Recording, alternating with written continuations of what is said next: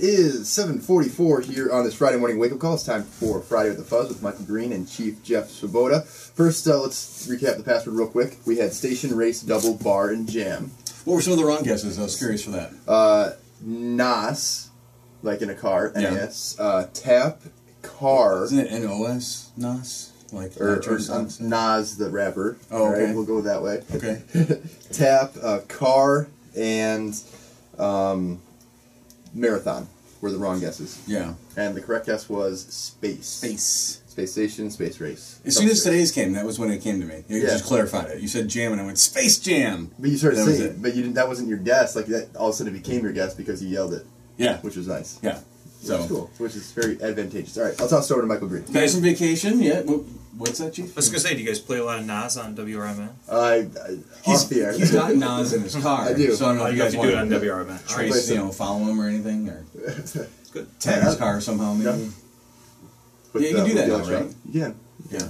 Sounds good. Right? You can tag a car with probable cause or whatever, isn't there? I don't know. Do what? No. Isn't there a thing you can put on the car, like a trace, if it's believed to be like involved with some type of crime? I don't know. I might be making stuff up. Yep. I think you saw a movie or something. Yeah. Very He possible. watches a lot of TV. Last week on vacation, while I was in my Speedo, I was, watching movies. All right. Isn't that what happened last week? We were picking on me time? Because we always pick on you when you're not here. That's right. So, It was your turn. I don't. you don't? Okay. We You pick on, can't. we pick on you though. Okay. Yeah. In studio with us today, as most Fridays, we have Elgin's Chief of Police, Jeff Swoboda. Thank you for coming in and enjoying your iced coffee. Thanks for. Sorry for the little mishap. No, with the coffee. there's no mishap. What are you talking about? It smells Just great in quit here. drinking, that's all. We had a couple things we want to talk about. There was an interesting article, and I don't know if you guys referenced it last week or got to talk about it at all, but interesting article in the Daily Herald about fewer people filing complaints against Elgin police, and of course, without really getting into the, there's that whole thing going on in Missouri right now where, the protests and things like that, and then there's this article about you guys, kind of the flip side of that. And I was hoping that you could maybe talk to this a little bit about how or why the study was done, or, and I know it was information from the Daily Herald that they pulled it themselves, 7 complaints last year and 2 this year through mid-July. There were 40 in 2009. I mean, just as kind of compare. If you could talk about that a little bit, just did they? Obviously, the Daily Herald talked with you. There were some quotes in here from Deputy Chief Wolf, but interesting that I guess the more we talk about community service and that this is it's not your police department, it's Elgin's police department and the communities and all the events that you do and go to and how you make yourself so accessible. Not just you, I'm speaking you figuratively as in the Elgin police. That makes sense that there would be fewer complaints. Well, yeah, they embarked on this story. Elena from the Daily Herald just notified us she was doing the story, and so that's we didn't really know what started it either. But sometimes they just do different stories and other issues that are going on, and discipline with officers is many times front page news, and so just kind of following up on some of these things. But as far as the complaint side, yeah, there are fewer and fewer complaints. Now that can change at any time, obviously. But I think that our philosophy here in Elgin is working as far as making sure we're very accessible in the community and we are everywhere. And I like the way you said that. When you say you, it's you meaning the police department. I was at a few events this week at a couple of the neighborhood meetings, and I know that there were officers at each one of them, and then there were other neighborhood meetings going on, and we had officers at every single one. And at just about every meeting, officers get an opportunity to talk about what's going on in the neighborhood, but it's also even more important time for a community to kind of grab an officer and pull them on the side and just say, this happened to me, or this happened to my son or my daughter or my friend, and what's going on with this. And so I think it's informally we can solve a lot of problems early on, and many times it doesn't have to get to all the way to a complaint. But sometimes things are going to happen. An officer may have been rude on a traffic stop, and somebody comes in and wants to make a complaint, talk to their supervisor. And so we have a philosophy that anyone wants to make a complaint, they get the paper, they can go online, they can do rate your service that we do, again, on our website, social media. I know we respond to a lot of things, and via Facebook when somebody has an issue, and we respond back to them. Because like anything, if you can address problems when they're small, maybe they don't get to be very, as you referenced down south and some things that are going on, you could solve some of those problems early on. You know, as we're looking at all of the things that are going on, you know, again, down south with police and riot gear and everything. Yesterday we played basketball against some of the kids at the YMCA, and we had probably, I don't know, seemed like 50 kids running around out there on the court. They were so fast, but they were subbing in, we were told, but they were still very, very quick. Yes, and I'm walking a little stiff today because of it. But we played basketball for about an hour, and it was a fantastic event. And somebody then afterwards got an email that talked about, you know, while some departments are dealing with major issues, we're able to have a basketball game with some of the kids from the community, and it was a back-to-school basketball game. And it kind of hit home with me as well that, you know, all of this outreach that we're doing, I believe, is working. Doesn't mean that at times there are portions of the population that feel unheard, and we need to do a better job in reaching out and getting more information and getting more input as far as what's going on. But I throw a lot of credit to our Citizen Advisory Committee, the group that I've meet with. Actually, we're having a meeting, I think, next week or the week after. And we just talk about what are the things that the police department are doing that we may be thinking make perfect sense, but the messaging or somehow it's getting lost or people don't know we're doing this. And so, long answer to your short question, I think the outreach works. I think making sure people understand that the police department really is their police department, and we do work for them.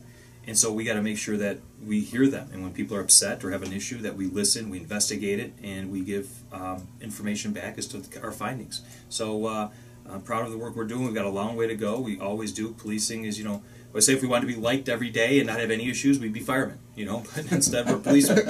And so with that, we write tickets. We tell people not to walk here and walk there. We take people to jail. And so with that, there are some times where we're going to have unhappy customers, and so we understand that, but we can always be professional and making sure we educate people as to what's going on. So there's a lot going on. You know, kind of a side story. I don't want to completely hijack the question here. Take it away. One of the things that I was just in a meeting. I was asked to sit on a group of a few chiefs to identify what are the traits and how should police chiefs be selected. Did you get to sit like on a throne because you're Elgin's police chief? No, I was sitting next to Terry Hillard from Chicago. Someone feeding him grapes and stuff and fanning Jeff. So anyway, we were talking about what it takes to become, what are the traits a police chief should have, and how should testing for police chiefs be, so that we can understand them. And Terry Hillard hit it, you know, exactly from what he sees. It's the ability to just talk with people and educate both politicians and the communities to why police do what they can. But then, as we were talking, it's also be able to go back to officers and say, here's why, you know, we need to do more of this. You know, we need to, because community is seeing this, but the officers are out in the community, so they hear these things. So it's one big, you know, you're an advocate for both. I mean, it's right. Kind of it's an interesting position that you have to be in, because you've got to have 1 foot in the community, 1 foot in your department, 1 foot in, you know, the city council. You've got to wear so many different hats, and then I always believe, you know, it kind of starts at the top, right? I mean, and then everything else is going to fall out that same way. So when you're able to do all that, I think the other officers and the deputy chiefs and, you know, everybody else, the commanders, it all just kind of rolls down, and they all see that this is the way, you know, kind of the guiding light, you know, this is what we're supposed to do. And I think, you know, in my experience, and not just saying because you've been on here for 5 or 6 years now doing this with us, but, you know, from everybody I meet, they're all the same. They're people. You don't see them as, oh, here comes a police officer. You know, like in other communities, I might be sitting at a stoplight and a police car pulls up behind me, and I'm thinking, oh man, you know, like what could go wrong? And I pull up in Elgin and I'm like, I wave out the window. You know, I don't know. It's just a different feel. Well, that's great to hear, but I even get uneasy when I see a police officer in my rearview mirror. So that never goes away. It's kind of, I think, ingrained from the time it's just starting to drive. Start driving. Right? Yeah. Okay, what's going on here? Seatbelts on. But signals are all working. As we're trying to do more and more within Elgin, I appreciate your words, but you're absolutely right as far as I like doing this stuff in the community, but so does Deputy Chief Wolf, so do the commanders and the lieutenants and the officers. I mean, they're out there. And it can't be, the police department cannot be an occupying force that comes in and arrests people and moves on and only comes in when there's a problem. I mean, we are part of the community. And so when you say, and I know what you mean when I have to have, a foot in different areas, that's true. In part of my job, I tell people all the time, it's really just, it's about education, and it's about explaining what's going on in both, like you said, both ways. So I always get a kick out of when I do things like Principal for the Day, and or I play basketball with the kids yesterday. Those are the most important things that I can be doing, because it's building those relationships. And I wasn't there alone. I was there with 10 other police officers playing basketball. But I'll miss a meeting inside the police station because we have very capable cops that can deal with, okay, there's crimes going on here, we need officers here, there's this going on. That's why we have sergeants and lieutenants and commanders, and they can figure that stuff out. And so I'll miss those meetings more than I'll miss the Principal for the Day. I'm doing something for a school on Friday afternoon. And it's being at those events and being everywhere so that people at any time can say, this is going on, and hey, I heard this is happening. Is this true? Or what do you think about this? Because if people don't have that outlet that they feel they can come and talk with somebody who has the power to make some things happen, or if they've been wrong, they can say, hey, this happened and this wasn't right, and they know that we'll look into it. It builds a lot of trust, because as you see, without trust, then nothing. People won't trust that officers acted appropriately, and then once that's done, whether the investigation will be done correctly, and then if there's no trust, it goes all the way through to the whole, everything just goes out the window. So it all starts with just knowing a face. And I've heard said a long time ago, it's difficult to hate up close, and so it's easy to not like or somebody that you don't know. But once you get to know them, I've heard many people say, I heard this was going on, but I knew Jeff wouldn't let that happen. And the same can be said for many police officers. I knew I'd talk to you, Jim, or whoever, whatever the police officer is, and you tell me the straight thing. So just being out there, there's nothing more important than what we do out in the community. The crime stuff we're always going to be a part of, but you can't be seen as an occupying force that just deals with crime. We got to be everywhere and dealing with it, and then everyone has to see police officers not only as role models, but something that they might want to do. And that's something we're really pushing in some of the communities, that it's a great job, and we need everyone from the community. My goal is, and the goal of the council and the city manager, is to have Elgin officers coming from Elgin, and just continuing to police ourselves, because then there is not this whole the police officers are just different. They're not really the community. You just see them as people. Right. And some of the interesting and kind of ties in with you have a good social media presence. I think last we heard you had the second most follows of any police department other than Chicago. Chicago and State, and then us. Yep. And 2 missing person cases this past week, and you guys put stuff up on social media, on Twitter and Facebook, and it gets shared and seen. And you were telling me an interesting story about where one of these individuals was actually found, and it had been shared in that community. You'll share it. You have more information than I do. So, was it John Cotton or Terrence? The Cotton one was from Lima. Yeah, we had we put it out on Facebook right away, and it got shared and actually asked people to share it, and then I think over 100. I haven't checked it, but last I checked, it was just under 100,000. So I'm sure now it's over 100,000 different views and people forwarding it and posting it. And ultimately, a woman driving outside of it sounds like Lima, which is over by Quincy, Quad City area, I guess. And she was driving by, and she said, this person looks familiar. Called the police, and sure enough, it was him walking down the street, and saw a flyer with his name on it and his picture, obviously, and got that from, it was social media that spread it around, that somebody else reposted it on theirs that she was friends with. And so it really just is shown, just somebody driving in Quincy never would have thought about somebody in Elgin, Illinois being missing, and now the family is back, reunited, getting back with their son and their parents and everybody. Hopefully a little bit of a happier ending than if this could have gone on for a lot longer without that. So social media is just proven to be just so important, and we got to compliment. There was a story, and it talked about and it was actually this complaint story, because some of it talks about officers who have made mistakes and they've been disciplined, and we put it online, and we put the good news on there, we put the bad news on there, we put things that make us look. It was news in the story, and so it's just about just being honest again and gaining trust. So if people aren't following us on Facebook, it's really growing. In fact, Christy was showing me some of the pictures of some surrounding communities doing some very similar things that we're doing here in Elgin, and some very similar content. And I think it's Christy and I were talking, it's such a compliment that we know people are looking at our Facebook page and duplicating what we're doing. And it's so powerful how quickly we can get so much information out. So, speaking of some of the information out, WRMN? U46 going back to school. We've only got a couple of minutes left. Maybe talk about that. How's that? Put you on hold real Anything quick. new? You're Or welcome. just the usual kind of, hey, something to be on the lookout for. Kids going to be crossing the street. Kids might be darting in and out of cars, between parked cars, or not crossing where they're supposed to. Just, can you talk about that a little bit? yeah, everything. Everything that you just said. In addition, parents dropping kids off at schools, and now, before it was the talking on the cell phone in the school zone was the big push, and now there's no talking at all. So it's just a matter of educating parents again, pulling into schools, and our officers and our traffic unit works a lot with the schools to find out which the traffic patterns be when you're dropping your kids off. And we've got some of them down very well. Others are still can be kind of a mess at when school is letting out. And so we're with the crossing of the street. But in some of the grade schools with kids dropping them off, it's the school is the one who puts the plan together. We help as best we can, but so it's just being prepared anytime you're driving by school. Even if you're not one dropping a child off, the fact that there's just be prepared for stopping cars early in the morning or in the afternoon.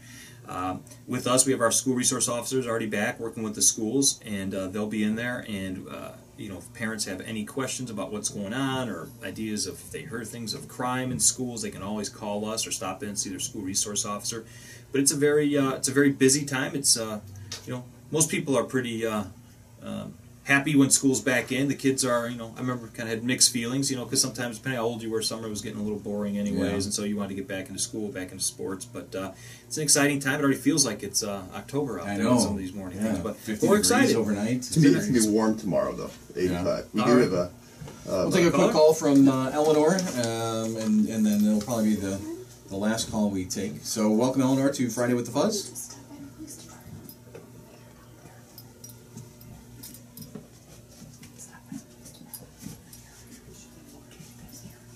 Oh, okay.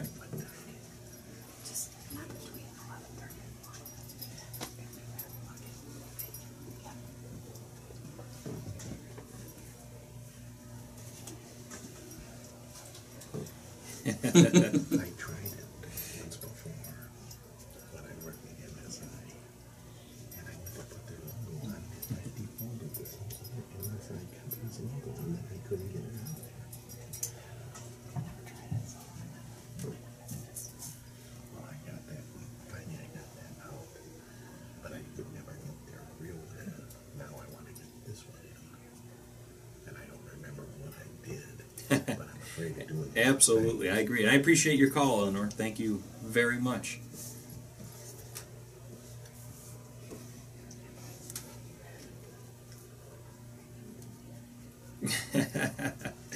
Well, thanks, Eleanor.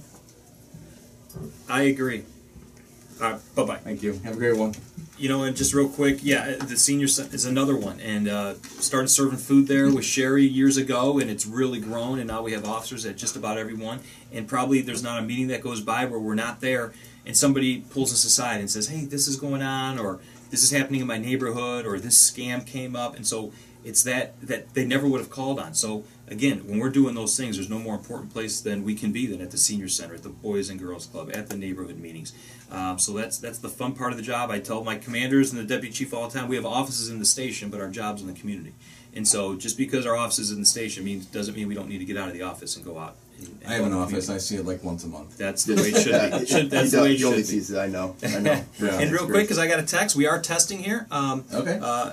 Eric Echeverria is actually on our recruiting team, and he's out and about, and one of the ones that is going to be out doing a lot of recruiting, and we're looking for police officers. Once we get it finalized with the council at the next city council meeting about what the requirements are, we talked about military and police and all that. So once we get it finalized, we'll really advertise the heck out of it and ask everybody to help us recruit the best police officers, and then we will be testing probably realistically more like October, but more information to come on that. Wouldn't Echeverria just point at somebody, just kind of kick back and just be like, you, police officer? Yeah, I think he can do that's that. it. And then they become sign up, right? Right, exactly. He has that power. He does. He's crazy like that. All right. Well, thanks very much. Have a great weekend. Thanks for coming in and sharing everything that you do. Thanks for having me. I appreciate it. We'll see you next Friday, hopefully, yes? Absolutely. I'll be here. Before we go real quick, I just want to mention one thing. And this kind of, when I was reading, I've been following the whole Ferguson, Missouri story, and I read a story yesterday, and I think I briefly mentioned it to you this morning. I don't know if it was on air or off air, but they brought in Ferguson, the whole unrest for 4 days, they brought in the Missouri State Patrol, the Highway Patrol, for 11 counties from that area. And what made it calm, the whole situation was just a complete 180 yesterday into last night, because what the captain of the Highway Patrol did was he walked with the protesters. He talked with them. He hugged them. He kissed them. It was a complete different 180 from the day before. So they felt like they were comfortable. The protesters actually asked each other to protest calmly, protest non-violently, and it was a complete 180 to what it was before the 4 days before, and it was just escalating with what was going on there. And then all it takes is just to talk with them, to walk with them, and it just makes me think of the neighborhood walks that the Elgin Police Department does, all the in-community outreach that you guys do, and I think it goes hand in hand with what can be successful in one, and what makes people and police departments kind of differ from each other. So it's a we mentality versus an us versus them, and that's what they broke it down to. It basically, sounds like. Yeah. What in his name, the guy's name is Ronald Johnson, and this is his quote right here. We're going to have to take a different approach and have to approach that we're in this together.